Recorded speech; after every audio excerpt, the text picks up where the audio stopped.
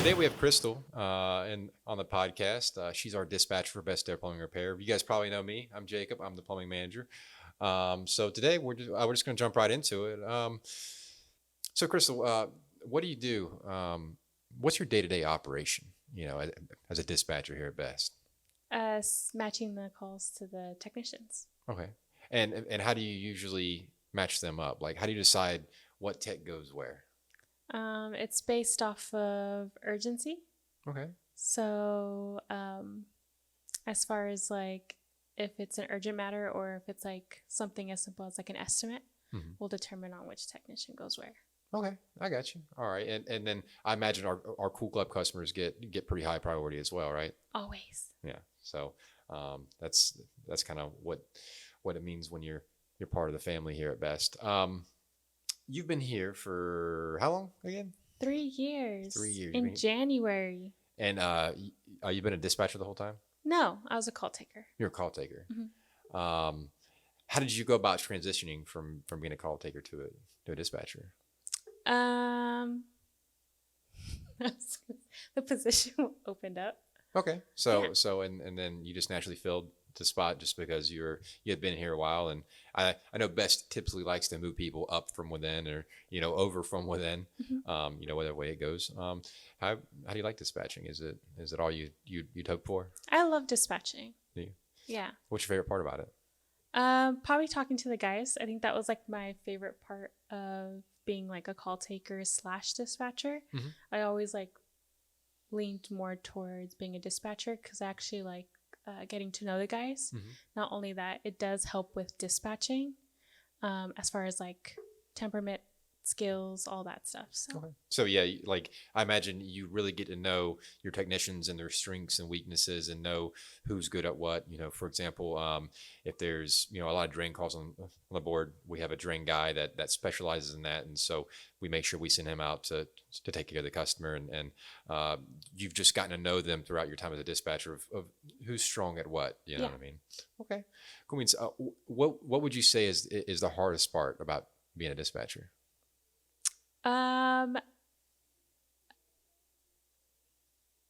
Changing on the fly is probably the hardest part about being a dispatcher. Well, I imagine a dispatcher, you got to make pretty decisive, quick decisions to make sure the customer's needs get met, on the day-to-day. Yeah, okay. Especially when emergencies pop up randomly and all of a sudden I need a technician to head on over. Yeah. Well, it seems like you make it happen. We have, we get a lot of good reviews, and all of our customers get taken care of, every single day. So I know we definitely get attribute that to our dispatcher role, and that's why you're the best there is. Thank you. Thank you. I want to lay out like a little fun hypothetical situation. Okay, so you have a super tech, and you have one guy. He's superior at plumbing and AC. He knows it all. He's the best of the best. All right. So as a dispatcher hypothetical, all right, you have one customer over here with clogged toilets, and it's coming out from beneath their toilets, and it's coming up their tub,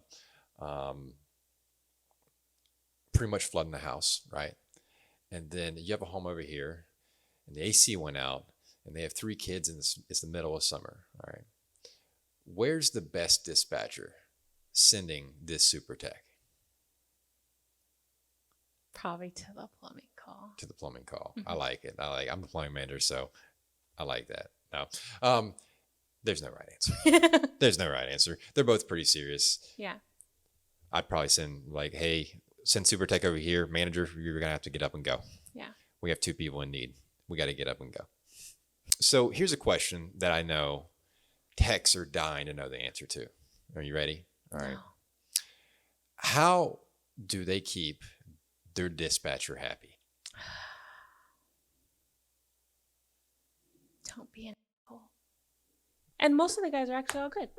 All good. Yeah. So all the technicians at Best keep their dispatcher happy. Of course. Sweet. That's what we like to hear. Yeah. That's what it's all about.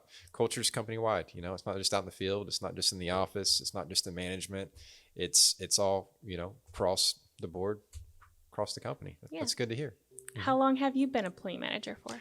I have about a total of 4 years plumbing management experience. I was a plumbing manager at a company before I came out here. I've been with Best for about a year and a half now, a little over that.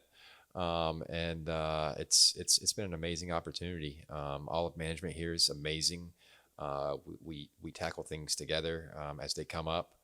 Um, we probably have one of the biggest management teams per like size of the company, but it's just so we can be the most organized and forward thinking company in the world, in the industry. And um, that's our aim and goal every single day is to do that and be organized and grow and do things better than the rest of the industry.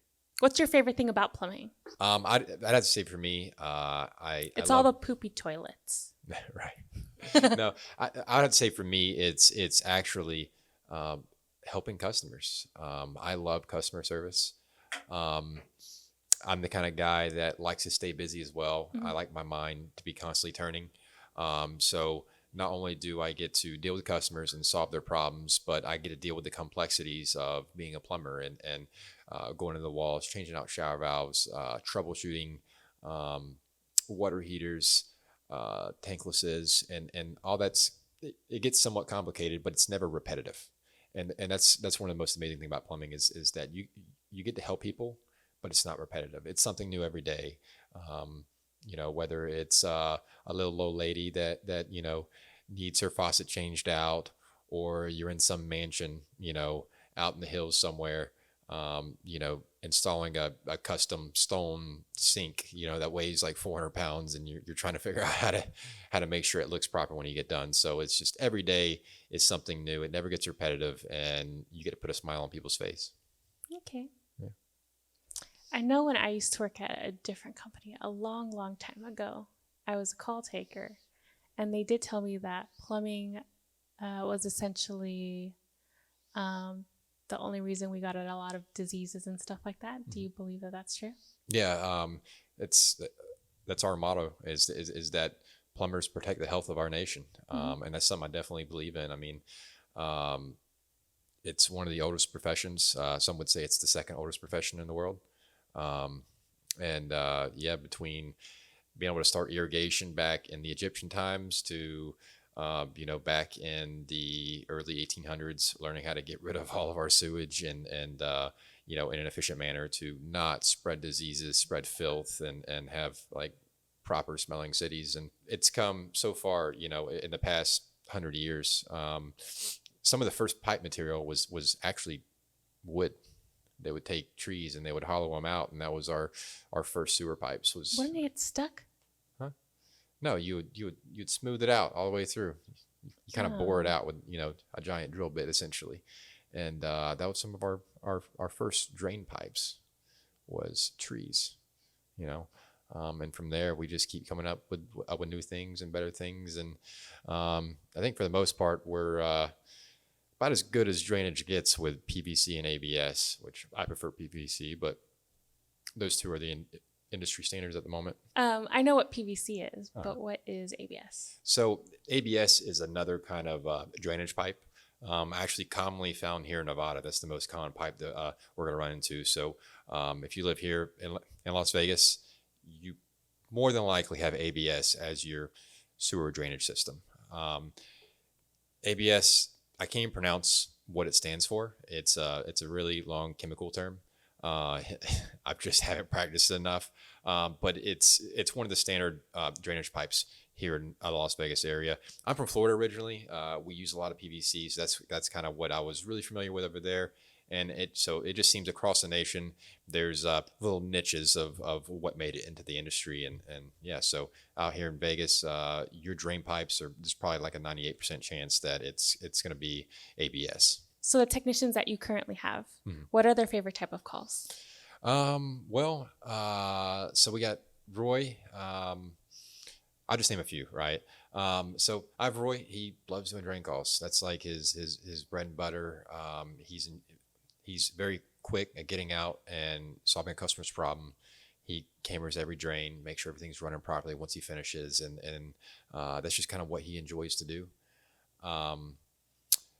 Levi, he's one of our most senior techs in the entire company. He likes doing almost anything but toilet calls. He hates touching toilets, which is kind of funny as a plumber. Yeah. But yeah, he'll do almost anything. But I might get a phone call from him, and he has to complain a little bit about toilet calls. He'll still do them. He just wants to. He's very good at repipes. Yeah. Yeah. Very good at doing repipes. Very good at doing big projects, whole home remodels, tanklesses and stuff like that. So he's a very versatile technician. Like I said, he's our most senior tech in the company, and yeah, he's a great value to the team. He trains people. He's always willing to be a team player. If a guy's struggling with something, he'll be like, "Hey, time to hop in the truck with me. We'll do a ride along, and we'll make sure we cover that." So, and then we got Zach. Zach's kind of a catch-all. He loves maintenances. He likes going to a customer's house and educating them on their plumbing system, water filtration, just the overall health of the house and everything. So that's kind of his strong suit is maintenances. And we got a few other techs, but that's kind of like the main three and the main three types of techs that we have. How do you identify the strengths and weaknesses of your technicians? So a lot of that starts off in the interview process. I have a pretty extensive interview process.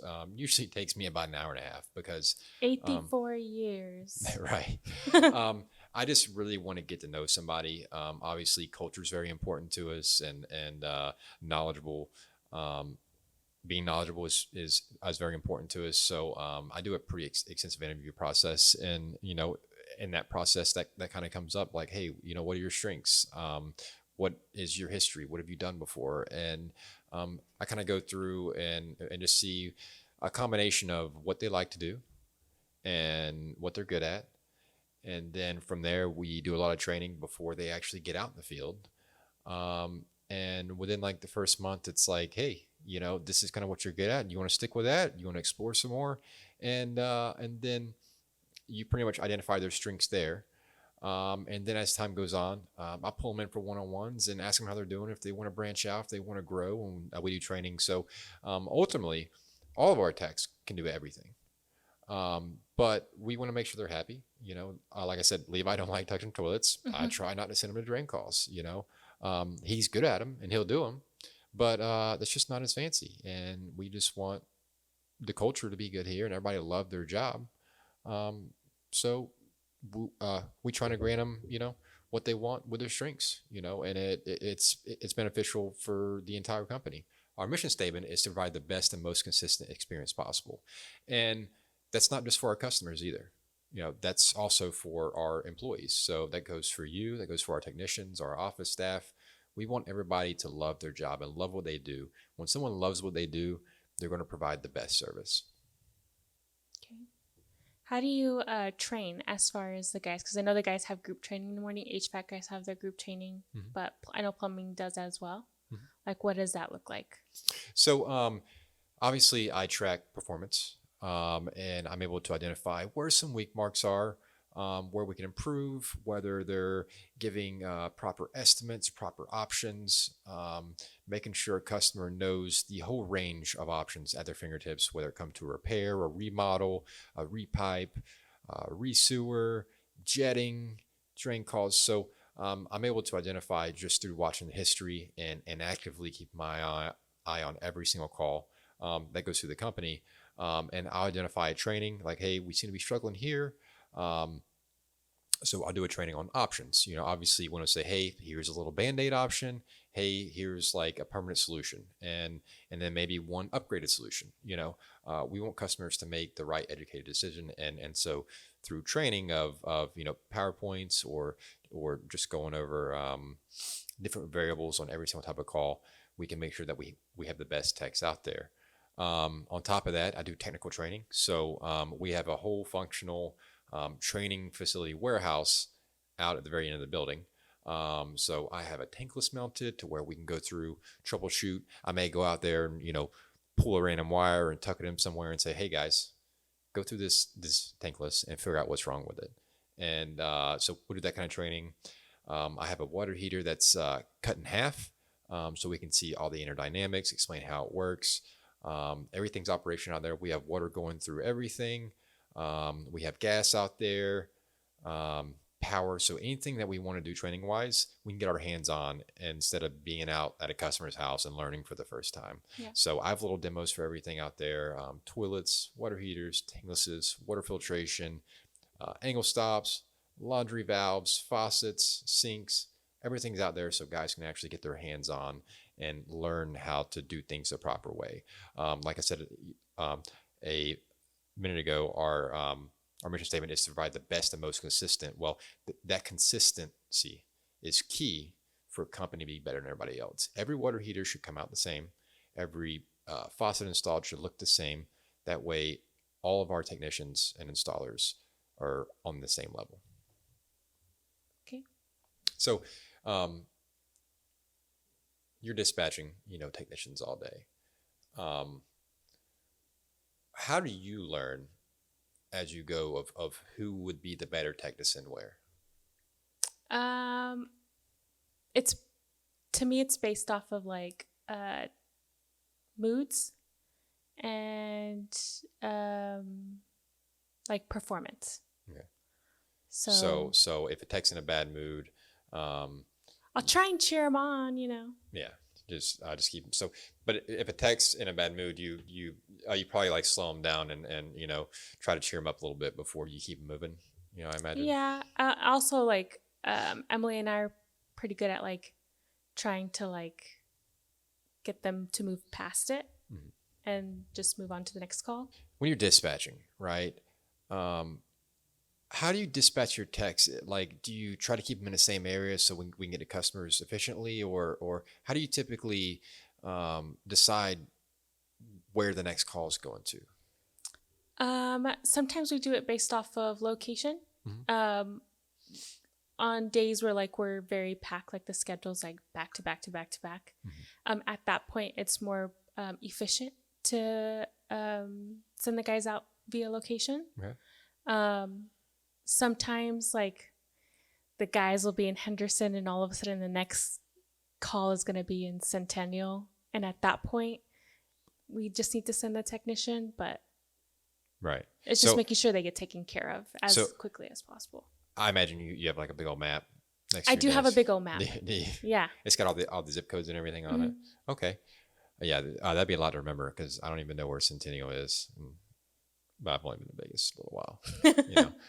Do things get a little more complicated like near the end of the day when there's rush hour traffic and you like, does that put more weight into the decision of where you send somebody? Not necessarily, no, because the main concern is making sure the customer gets taken care of in a timely manner. We do provide like a 4-hour arrival window. Sometimes the technicians are doing some repairs on their previous job. So it does allow us some time to get to the customer. We'll always try and provide also like a courtesy call just to let them know that the guys are taking a little bit longer. I'm sure they appreciate that a lot. Just because sitting at your house waiting, sitting there, it's like, oh, they said 12 to 4. It's 3:45. What's going on? I mean, you're not just leaving the customer in the dark. Like I know some cable companies, I'm not going to name in the area, will give you like an 8-hour window, and you're just like, oh, there goes my day. So you actually call the customer and give them an update of kind of how we're running for the day. Yeah, as soon as I know the technician's going to be there for a while, then I'll let the customer know. That way, if they need to run any errands, that they can. They're not just stuck at home. That's thoughtful. Yeah. That's great that we do that. You assign a tech a service call, right? And then I assume you send them a text message saying that they have a call and all the details and everything. And then when a technician finishes with that customer, and they call you to close out, what's your closeout process? So I am expected to review the ticket, make sure everything matches. We have like the equipment listed on top with, say if it's for HVAC, it's going to be the condenser of the furnace. For the plumbing, it's going to be the water heater, either like a tankless or a traditional. And then I just make sure that if it's a maintenance, the next ones are pre-scheduled so the customer doesn't have to worry about getting calls from us to get out there during the either heat or AC. Nothing's worse than being blown up by a company and you keep missing their call, because I know I don't have any particular company's phone number saved on my phone. It's like, what's this weird number that keeps calling me? Yeah. And then, come to find out it was that maintenance that you had paid for, Yeah. trying to get it scheduled. But sorry, keep going. No, you're good. And then we just make sure that that all the information is sent over to the technician. So like the full detail reports are sent over, and that the customer does have them, and that the owner is aware of the status of the appointment. Okay. Yeah. Do you have closeout questions or anything? I just make sure I made sure to ask the technician if the customer was happy, because that's our main priorities, Right. making sure that the customers are taken care of and completely satisfied. Other than that, it's mainly just making sure it's pre-scheduled, if their maintenance is, if they sold for a cold club, all that good stuff. Okay. So. What happens if, God forbid, something bad happens on the job site and there's damage? Like, what's the process for if there's, damage that we need to get fixed on a job site? We do try and handle those with urgency, just because I'm pretty sure nobody wants any damage from any type of service that's done at their home. So that'll typically get escalated and taken care of same day. Okay. Yeah. What's the process if you're closing out a technician and there seems to be like unsatisfactory results, on a service call? If I know that there is an issue at the call that the customer or the technician was at that point, I would escalate it to either Robert to handle HVAC or plumbing to you. Robert's over both AC and plumbing. Right now he's acting AC manager, and he's my direct supervisor. So if I have issues that I can't handle for some reason, I go to Robert. I know typically if there's an unsatisfied customer with plumbing, I'll take the call. I'll call them and see if we can come up with a solution for them, and make sure they're happy and everything.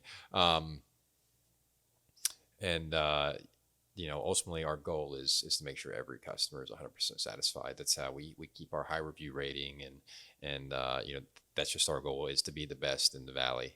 Yeah. What's the primary role of a dispatcher at a plumbing and HVAC company? My job is to make sure that our technicians get there in a timely manner, and also that the information listed on the tickets is as accurate as possible, so that I'm able to dispatch the right guy to the right call. So you've been dispatching a while. Yeah. So like, how do you determine if the information on like an invoice is just like completely accurate?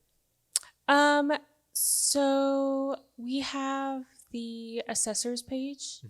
I'll also review the service location history of the customer, and that will let me know whether or not the stuff on the invoice is completely accurate. Sometimes if like there's some type of discrepancy in like the job summary, at that point I'll listen to the call. But for the most part, it's mainly just reviewing the service location, what we've done there, the assessor's page. So I know, as part of our process with guys on a service call, that they're required to fill out forms and stuff like that. So I imagine that helps you make sure the technicians are doing their job properly. What happens if like a service call is missing its proper forms and not all the information's filled out? Like, give it right back. Give it right back. Give it right back. Just send it right back. Can't do it. Sorry. So you mentioned earlier that we pre-schedule our maintenance plans. What happens if a technician forgets or they just had a moment and didn't write it down? What's your typical process for that? The technician gets to call the customer. Okay, you gotta call them right back. Pre-schedule, yeah. And so when these get pre-scheduled, like, do you have to make a new ticket and schedule for that day, or like who does that, like to make sure those tickets are created and scheduled for that proper day? If it's in the invoice summary, I'll just add it to the board. Okay. For the following maintenance. So you just create a whole new ticket. Yeah. And just schedule for that day. Yeah. Okay. Do you guys verify it all with the customer, that like if that's okay with them, or is there something that happens in the system like a few days prior? Do you get reminders or anything? All the pre-scheduled maintenances are done on site with the customer. And then when the time comes, typically they'll get a phone call from our CSR department just to confirm, or give them a reminder, and they also get one the day before. 'Cause I know if I make an appointment for like a year from now, like I forgot about it the next day. You know what I mean? So I imagine a year later, someone coming and, knocking on my door saying, "Hey, I'm here for your maintenance." You're like, "What maintenance?" Yeah. I forgot about that. So the CSRs actually call and confirm those a few days ahead of time. Yeah. That's great. That's great for communication. I'm sure the customers appreciate that too.